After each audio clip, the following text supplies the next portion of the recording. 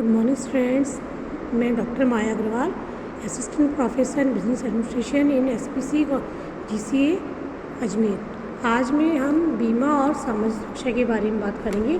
जैसा हम भी जानते हैं कि बीमा जो है समाज में बहुत महत्वपूर्ण भूमिका निभा रहा है। बीमा की व्यवस्था समाज के लोगों को सामाजिक सुरक्षा प्रदान कर आर्थिक हितों की सुरक्षा दे रही है। तो सर्वप्रथम हम ये देखेंगे कि सामाजिक सुरक्षा का उद्भव कहाँ हुआ। तो औपचारिक रूप से अगर देखा जाए तो सामाजिक सुरक्षा का शब्द का जन्म सर्वप्रथम अमेरिका देश में माना जाता है। सन 1935 में वहाँ रूजवेल्ट प्रशासन ने सामाजिक सुरक्षा अधिनियम पारित किया, जिसके द्वारा देश में रहने वाले सभी लोगों को सामाजिक सुरक्षा संबंधी प्रावधान बनाए गए, जिससे कि उनको सामाजिक सुरक्षा प्रदान की जा सके। इसके पश्चात समय बीतने के कुछ समय पश्चात सन 1938 में न्यूजीलैंड में भी सामाजिक सुरक्षा को लेकर एक अधिनियम पारित किया गया। इसके पश्चात निरंतर धीरे धीरे हर देश में सामाजिक सुरक्षा के लिए प्रावधान और नियम बनते जा रहे हैं। वर्तमान में अगर हम देखें तो भारत में भी सामाजिक सुरक्षा का महत्वपूर्ण योगदान है। जैसा कि अंतर्राष्ट्रीय श्रम संगठन इंटरनेशनल लेबर ऑर्गेनाइजेशन भी कहती है कि सामाजिक सुरक्षा वह सुरक्षा है जो समाज द्वारा उपयुक्त संस्थाओं के माध्यम से अपने सदस्यों के जीवन में आ सकने वाली जोखिम के विरुद्ध प्रदान की जाती है। कहने का आशय ये है कि बीमा कंपनियां व्यक्ति के जीवन में होने वाली हानियों से उत्पन्न जोखिमों से बचने के लिए सामाजिक सुरक्षा के रूप में उन्हें एक साधन या माध्यम प्रदान करती है। तो अंतर्राष्ट्रीय श्रम संगठन ने यह भी लिखा है कि कुछ जोखिम होती है जो विशेष रूप से महत्वपूर्ण होती है, जिनका व्यक्ति अकेला सामना नहीं कर सकता।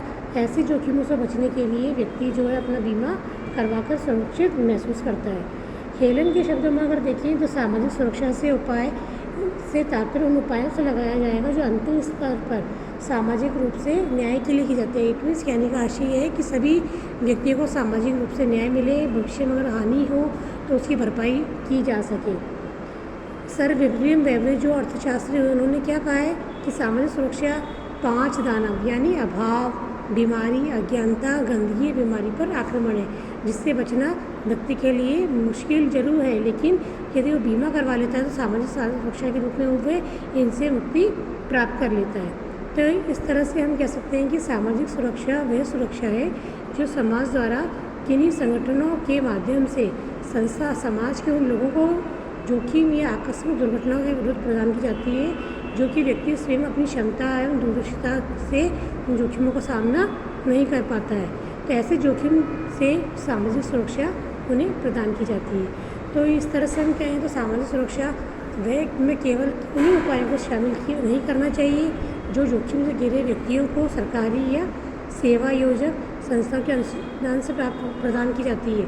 इसमें तो बीमा के उन सभी योजना प्रयासों को भी शामिल करना चाहिए जो बीमित स्वयं अपने अंशदान से अपनी एवं अपने आश्रितों के भावी जीवन सुरक्षा के लिए करता है।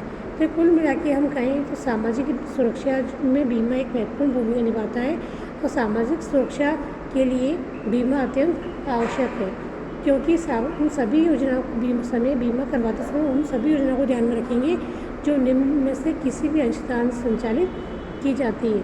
तो कुछ योजनाएं हैं जो सामाजिक सुरक्षा बीमा के लिए हमें ध्यान में रखनी है। नंबर 1 हम लेंगे बीमित के स्वयं के अंशदान से, यानी जिसमें बीमित स्वयं अंशदान करता है।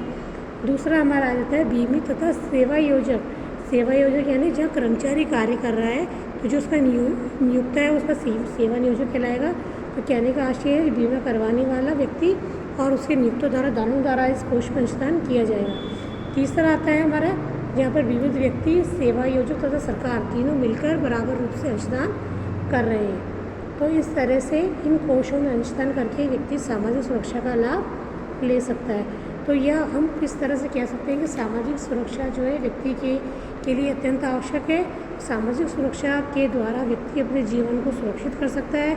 वह भविष्य में आने वाली बीमारी, बेरोजगारी, वृद्धावस्था या किसी भी औद्योगिक दुर्घटना का शिकार होने पर सामाजिक सुरक्षा के द्वारा अपने परिवार की सुरक्षा प्राप्त कर सकता है। अब हम देखते हैं विशेषताएं कि सामाजिक सुरक्षा के बारे में हमने जान लिया कि सामाजिक सुरक्षा क्या होती है। तो हम अभी देखेंगे कि सामाजिक सुरक्षा में क्या क्या विशेषताएं या क्या क्या बातें महत्वपूर्ण होती है। तो इसमें हमारा नंबर 1 पॉइंट हम लेते हैं कि सामाजिक सुरक्षा क्या है। एक तरह से समाज के लोगों का समाज के लिए किए जाने वाला एक सामूहिक प्रयास है। इसमें अंशदान स्वयं सुरक्षा प्राप्त करने वाले का भी हो सकता है, नियोक्ता का भी होता है और सरकार का भी हो सकता है। तो कहने का आशय, सुरक्षा प्राप्त करने के लिए, सामाजिक सुरक्षा प्राप्त करने के लिए बीमित को एक कोष में अंशदान देना होगा। उस कोष में अंशदान देकर वह अपने लिए सामाजिक सुरक्षा प्राप्त कर सकता है। दूसरी बात जो हमें ध्यान रखनी है, सामाजिक सुरक्षा का उद्देश्य क्या है। सामाजिक सुरक्षा का उद्देश्य समाज के लोगों को जीवन में व्याप्त जोखिम, विपत्तियों और दुर्घटनाओं के विरुद्ध सुरक्षा प्रदान करना, ताकि भविष्य में अगर उनके सामने कोई विकट परिस्थिति आए तो वे उसका आसानी से, सरलता से सामना कर पाए और किसी प्रकार की आर्थिक क्षति होने पर उसकी भरपाई की जा सके, ताकि उसके जीवन अर्जन में कोई कठिनाई उत्पन्न ना हो पाए। इसी तरह से अगले क्रम में हम देखते हैं, सामाजिक सुरक्षा समाज के उन लोगों को प्रदान की जाती है जो केवल अपने स्वयं के निजी साधनों से जोखिमों का वहन करने में असमर्थ होते हैं। यानी कि या हम कहें, इस तरह से कह सकते हैं, यदि व्यक्ति के साधन असीमित ना होकर सीमित हैं, जिसके माध्यम से वह अपनी सुरक्षा करने से पूर्णतः सक्षम नहीं हो पा रहा है, तो ऐसी स्थिति में जो सामाजिक सुरक्षा जो कोष बनाया गया है उसमें नियुक्त सरकार का जो अंशदान है उसके माध्यम से सामाजिक सुरक्षा प्रदान प्राप्त कर सकता है। ऐसा करने से समाज के सभी व्यक्तियों के जीवन स्तर को बनाए रखा जा सकता है। जो व्यक्ति है उसको न्याय की भावना से उसको विपत्ति से उसकी सुरक्षा प्रदान की जा सकती है। इसी तरह से अगला पॉइंट हम लेंगे, सामाजिक सुरक्षा की विशेषता ये हो सकती है, इसका ये फ़ायदा है कि सामाजिक सुरक्षा से व्यक्ति भविष्य की चिंताओं से मुक्त हो जाता है। यदि व्यक्ति के मन में हमेशा संशय रहेगा, चिंता रहेगी, तो उसका कार्य में मन नहीं लगेगा। कार्य में मन नहीं लगेगा तो ऑफिसली बातें सीधी सा असर उसकी कार्यक्षमता बढ़ेगा। कार्यक्षमता पर बढ़ने से उसकी कार्यक्षमता घटेगी तो इसका संस्था पर दुष्प्रभाव पड़ेगा। तो इसीलिए संस्था के जो नियोक्ता होते हैं वो अपने कर्मचारियों की सामाजिक सुरक्षा के दृष्टिकोण से उनका बीमा करवा देते हैं, ताकि वे भविष्य से निश्चित होकर मन लगाकर कार्य करें, जिसका प्रभाव उसकी उत्पादन क्षमता बढ़ेगा और संस्था को लाभ होगा। इसी तरह से हम देखिए, सामाजिक सुरक्षा से व्यक्ति की आर्थिक क्षमता मजबूत होती है, आर्थिक स्थिति मजबूत होती है। दुर्घटना या किसी विपत्ति आने पर उसके जो न्यूनतम जीवन स्तर को बनाए रखने में मदद मिलती है, क्योंकि यदि व्यक्ति के सामने अचानक से कोई आर्थिक क्षति हो जाती है, उसका जीवन यापन होना कठिन हो जाता है, तो ऐसी स्थिति में व्यक्ति बहुत कमज़ोर पड़ जाता है, उसके परिवार पर मुसीबत आ जाती है। तो ऐसी स्थिति में सामाजिक सुरक्षा का उद्देश्य है विपत्ति और दुर्घटना की स्थिति में भी न्यूनतम जीवन स्तर उपलब्ध कराना है, जिससे व्यक्ति अपने जीवन को स्तर को बनाए रखता है और होने वाली भरपाई के विरुद्ध सामाजिक सुरक्षा उसको प्राप्त हो जाती है। सामाजिक सुरक्षा की विचारधारा अगर हम देखा जाए तो सामाजिक न्याय से प्रेरित है, क्योंकि समाज में सभी व्यक्तियों को समान जीने का अवसर मिलना चाहिए, सभी को समान रूप से साधनों का उपयोग करने का अवसर होना चाहिए। सामाजिक सुरक्षा के द्वारा सभी व्यक्तियों के जीवन को ध्यान में रखते हुए सामाजिक सुरक्षा की विचारधारा सामाजिक न्याय तथा मानवीय प्रतिष्ठा पर सिद्धांत पर आधारित है, जिससे व्यक्ति के जीवन को होने वाली हानि से बचाकर उसको सामाजिक सुरक्षा प्राप्त होती है।